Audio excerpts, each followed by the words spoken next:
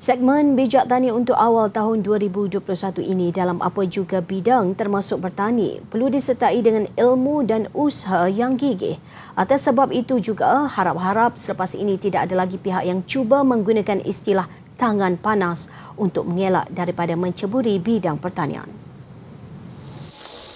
Di Kampung Abi Tengah dekat Kangar terletak satu kebun sawi hidroponik terbesar di negeri Perlis yang diusahakan sepenuhnya oleh seorang petani muda Muhammad Ashraf Shuib, 39 tahun. Menggunakan sepenuhnya geruan agropana muda yang dipohon melalui Lembaga Pertubuhan Peladang LPP. Tanaman sawi itu dilakukan di dalam rumah pelindung hujan pada anggaran keluasan hampir 1 ekar. Di dalamnya terdapat 12 sistem di mana setiap sistem itu mengandungi 16 palong. Setiap satu palong yang panjangnya 6 meter itu dibuat 28 lubang dengan jarak antara lubang adalah sejengkal. Menurut Muhammad Ashraf, beliau menghasilkan kawalan serangga organik sendiri yang akan disembur pada pokok seminggu sekali selain menggunakan helah penarik serangga dengan menggunakan botol yang digantung. Teknik itu antara ilmu bertani yang dipelajarinya sewaktu menyertai kursus asas dan lanjutan dalam pertanian termasuk kursus kilang tanaman sebagai persiapan untuk memantapkan diri dalam pertanian.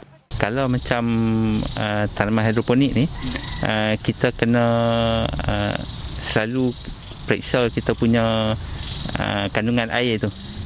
Baja dia punya pH dengan kawalan serangga.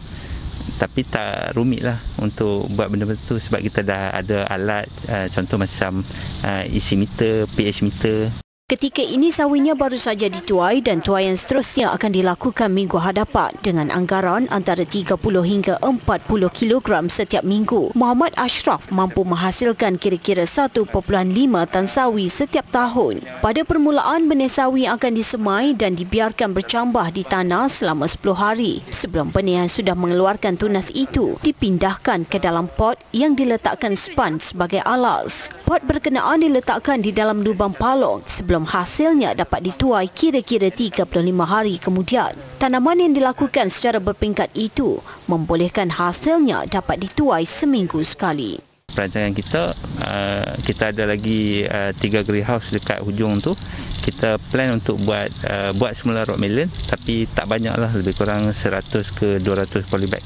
Jadi kita ada pelbagai hasil tanaman lah. Kita ada sawi, kita ada rock melon, kita ada halia.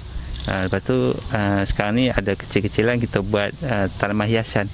Jualan tanaman hiasan lah macam vinca.